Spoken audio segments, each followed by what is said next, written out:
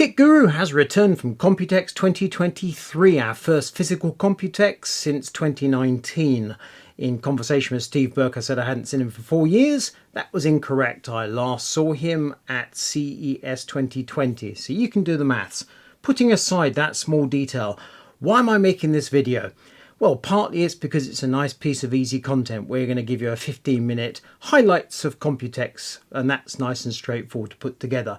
But the other reason is that some of you are new members of our audience. You've come to KitGuru after our collaboration with gamersnexus, or if you prefer gamersnexus collaboration with KitGuru, and you may not know who we are.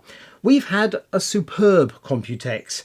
So far, the 19 videos have cumulative views of 750,000, which is, I believe, double our total count for Computex 2019. And we've gained about 7,000 subscribers. Typically, KitGuru gains about 2,000 a month. So clearly, the gamersnexus bump is worth 5k subs. Each and every one of you is welcome. Let's rattle through my main takeaways from Computex and then you can get into the video. Number one, the 2-hour keynote from Jensen Huang of Nvidia at the start of Computex. Goodness me, he had a lot to say, and it was all about data center and huge amounts of money that Nvidia is making and massive margins. None of it was directly about PC gaming. Graphics cards barely got a mention, and that set the theme for Computex. AI was what it was all about. Back in our world, we saw a number of friends that we haven't seen for a few years, and there were some great products to look at. I particularly enjoyed Fantex and Lian Li, but then I'm a case kind of person. Loads of tempered glass, some really clever design, and generally good people to chat to with interesting products to show. It was also fascinating to see that DDR5 memory is coming on leaps and bounds. We saw Team Group and also G-Skill. Memory is pushing towards 9,000 mega transfers. You can buy kits that will do 8,000 at the moment. Now clearly that applies to Intel, but the sooner that those kits are also applicable to AMD, don't know what work is required by AMD to make that happen, but that strikes me as a game changer. We also saw PCI Express Gen 5 storage. Goodness me, those SSDs require a lot of cooling. Again, on the Team Group booth, they had some liquid coolers for SSDs, so the SSDs like that size and that thick, and the cooler stood that tall. It looked quite absurd, but you can understand the necessity. Also, power supplies. PCI Express Gen 5 and ATX3 have become the new standards, but if you're doing AI, you need heaps of power. So we've seen plenty of power supplies now that are 1200 watts up to 1600 watts on the likes of Seasonic. But when we went to FSP, we saw a power supply that's aimed at those people doing AI, which is rated at 2,500 watts. And being ATX3, it means it can boost to 5,000 watts, which is quite mind-warping. Obviously, that applies if you have 4 RTX 4090s. Easiest and quickest video of the week was 8-Pack, because we arrived at the Asus booth. He had his Sapphire Rapids workstation. We gave him a mic, and he talked for 5 minutes. The guy knows all about his own product. He could talk for 20 minutes on the subject of his own PCs. Dead straightforward. So thank you, 8-Pack. And we ended the week on a high when we did our video with gamersnexus. So we bumped into Steve at the Fantex booth early in the week. He said, "Do you want to do a thing about Asus?" Sure thing. We arranged a date. Friday afternoon, that's what we did. 15 minutes of back and forth, and we both had a great fun with it. Albeit we were conscious we were stood in the heart of Asus, in Taipei, in Taiwan. Ugh. Very pleased to work with Steve. Looking forward to the next time that we get together. And now, with Computex 2023 in my rearview mirror, let's roll that highlights video. I get this. I don't like it. I get it. But this is bull.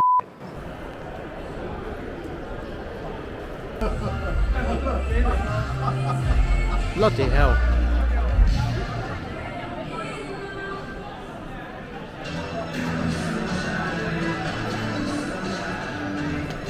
Nvidia's keynote with Jensen Huang will be starting in about 20 minutes, and it is busy here.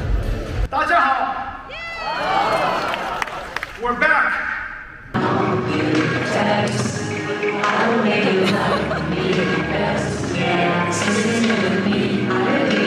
This is the part. Alright. this, the Stealth 16 Mercedes-AMG laptop. I've been over this laptop now 3 times.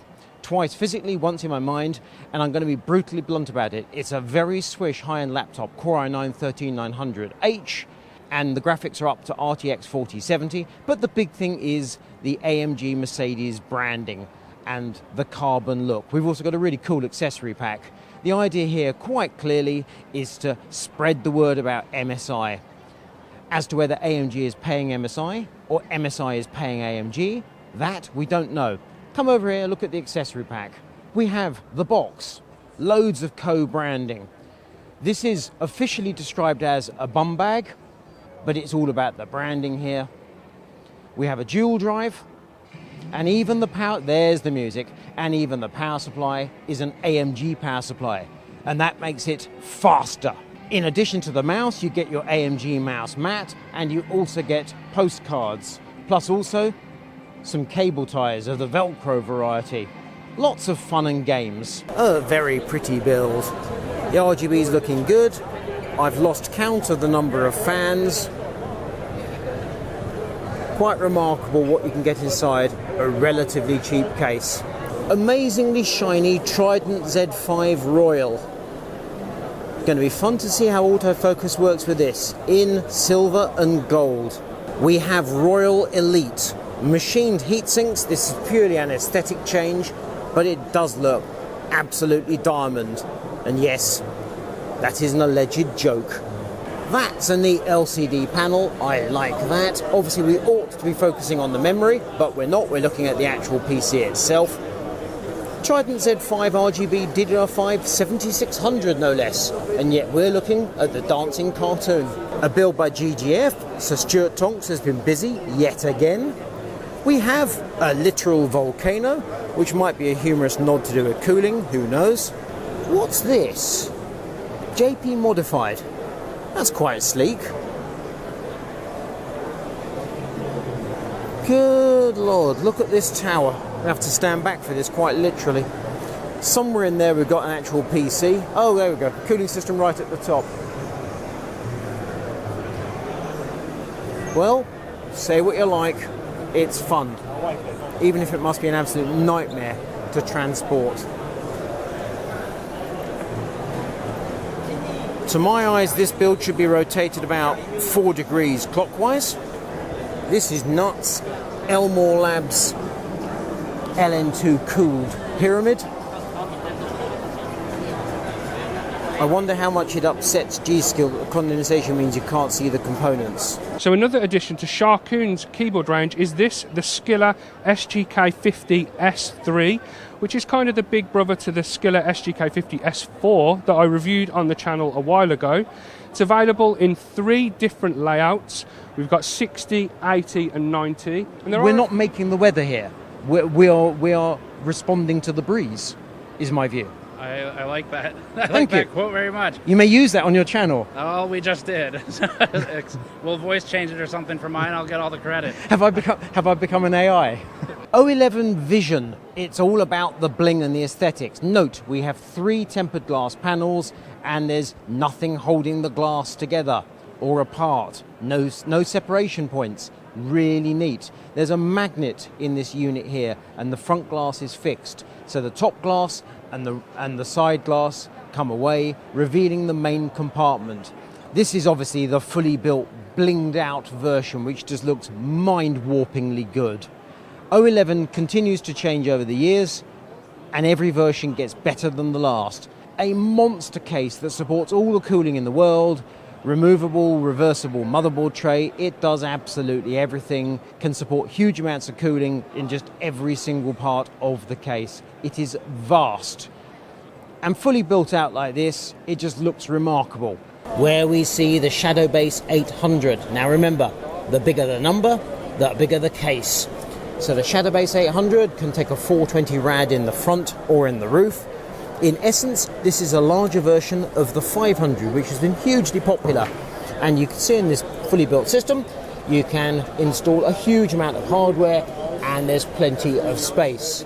We've kept him waiting for 25 minutes, so I'm going to hand him the microphone. He's going to give us 5 minutes of whatever he wants to about his system. Fantex has been in the power supply business for a few years now. They've partnered with Seasonic from day one and they're sticking with Seasonic. This, however, is interesting. Their logic is when you buy a power supply, you end up with a bunch of cables you don't want. Then if you go after Cable Mod or some other company and you buy a bunch of expensive accessories, you've got loads of cables that are only fit for scrap, and that makes no sense. So how about you buy a power supply without cables, as per the logos? So here's the idea. You buy your brand new power supply, such as, for example, this Revolt 1600 watt, and you specify it without cables. That means the package is a lot smaller and you're saving something like £80, euros, dollars, and then you head off to Cable Mod and you buy cables for that specific power supply. You can, of course, if you choose, use cables from a Seasonic. They are completely interchangeable. This looks ultra smart to my mind, and that's despite the reflections giving you a fairly poor view of this case.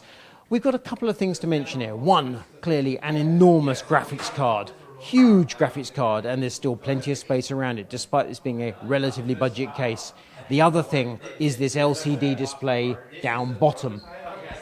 This is a new accessory from Fantex, hasn't yet launched. Here is an example. It's a magnetic LCD with HDMI and a mini USB for power, connects to SATA.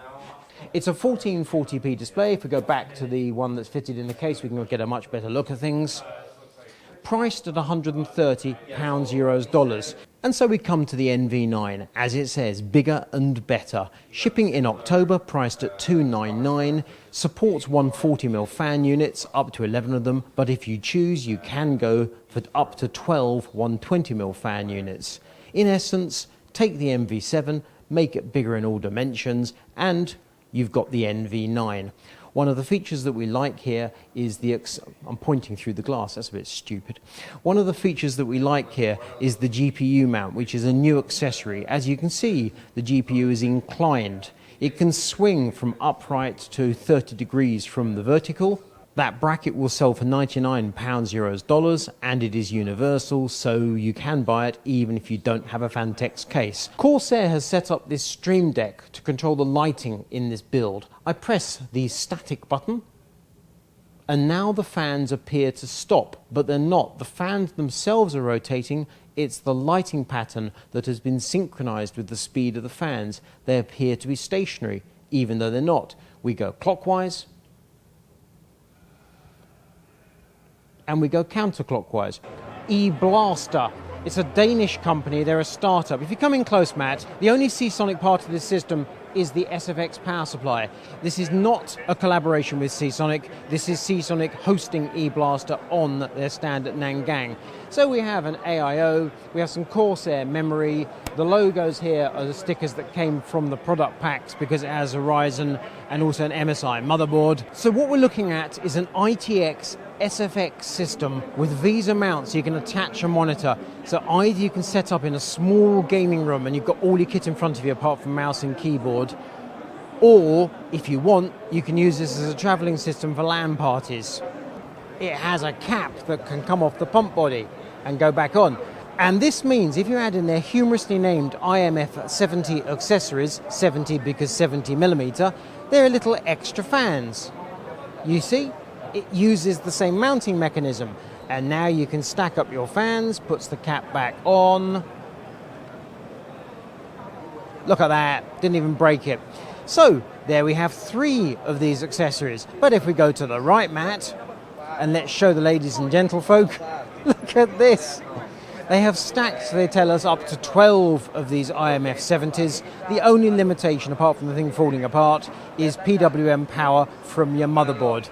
Now we've got the glass off, we can have a good look inside. We have a huge radiator. We cannot quite remember if it's a 540 or a 560. We have 3 180 fans underneath, and then we have 4 140s on top. An unusual configuration. The explanation is they couldn't get enough 180s for this build. And that, in a sense, is a problem you might run into if you want to build this PC yourself. But, put it another way, it can accommodate all the cooling in the world. We have a distro plate in what is technically the front, I think of as the side. And we have a vertical GPU.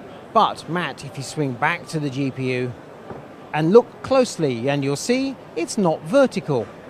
Behold. And that's because it's inclined at 11 point something degrees to give better airflow. Most unusual.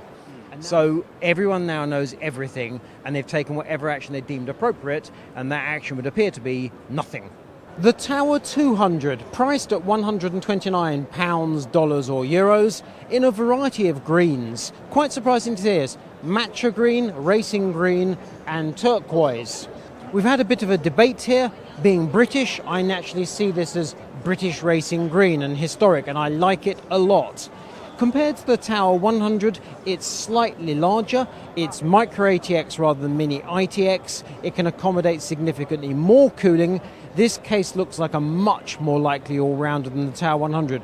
Also, the top panel in fact, Mike's going to give us a demonstration. Mike, could you pop off the top panel, please? Oh, absolutely. You see, previously 5 screws, lots of swearing. Now, easy peasy. Thermaltake saw the review, they listened to the review, and they've updated the 200 from the 100. Thanks, Mike. Here we have a range of custom loop hardware. We've got pumps, reservoirs we're used to, we've got radiators, but here we have their Pacific SF fittings. These are based on the C Pro fittings, which are absolutely unique in the world of custom loop hardware. They have 4 O-rings and 3 parts to them, and as a result it makes assembling the system much easier. You can cut your tube to finished length with the minimum of hassle. The actual hardware hasn't changed significantly over 4 or 5 years. This is a cosmetic update. They've changed the knurling, but in terms of function there's no difference. You get a variety of colours, some are shiny, some are white, some are black. Over here we have matte. But the C Pro fitting remains, in my opinion, the finest hardline tube fitting in the world. Here we have the row of CTE 750s. So this is the case that we saw at CES that launched recently. I reviewed it a month ago, and it's a big deal here at Computex. Now this build is interesting. These 2 builds in green and blue are stylish and understated. However, this is a work of genius. And furthermore, it's by Alex Banks, and he's British. So it's a British work of genius. Now, Alex owns a machine shop, Pratex Designs, as it says on the card. We were discussing this build with him. We're going to go and show the other side of it in a moment. This distro plate, if he gets to doing batches of them in production, would cost about £3,000. The first off costs significantly more than that. And if you look, the tubes just go into the distro plate. There are no fittings. They just seal. This thing is an absolute delight. There's not a single wrong move. The top panel is a slab of aluminium. It started life weighing over 20 kilos. It's now down, I think he said, to 7 or so. The build weighs a lot. There's some epic engineering in this system. And this is the backside of Alex Banks' build, which you cannot see from the front side. It's absolutely stunning. The work here is just next level. The coolers at the front are the white versions of the coolers at the back. Obviously, that's obvious. Price is the same, no premium for white. That's good. The tragedy is that this cooler is a slim version of this cooler, and they apparently have the same thermal capability, and yet for some reason the Americans are going to get this and this. However, we in the UK are only going to get this. I don't understand. Makes no sense. I like slim, efficient coolers. This high-end concept is a wholly different ballgame. It is huge. It is wide. It's got some other fun and games going around the front, but the point here is airflow comes in the bottom and the side. You've got a gauze over 3 140 fans. You've got some 140 fans in the side if Matt comes around and looks in. And note the Mobius colour again. We've got 2 fans at the rear. We've seen this before with some of the Cooler Master cases, the large models. And we've got 2 hefty great big 200s in the roof, either 180s or 200s. Loads of cooling. But we've also got this light box inside the front. Currently, it's just fixed white. They're talking about making it ARGB, which will be controlled by your motherboard. So this is smashing together a number of things. It's taking the idea from the concept case mainstream, i.e. it's mostly pre-built for SIs, and then they're adding in other clever bits and pieces. You can get a flavour, however, for how far they're going with these concepts. Matt, if you come around the front and going close to the bottom, and down here we have some GPS coordinates, and those are the coordinates for this very building. More of the core Max theory stuff. This is Encore 100. This is small form factor, kind of. Now, I recently did the Corsair 2000D, which is an ITX footprint and really tall. This is not that large, but it's fairly large for ITX. And the idea is that they're going to supply it with this liquid cooler. It's a really thick rad, but only 120 in the area. Also an SFX power supply. And if you note these levers, can I even open the things?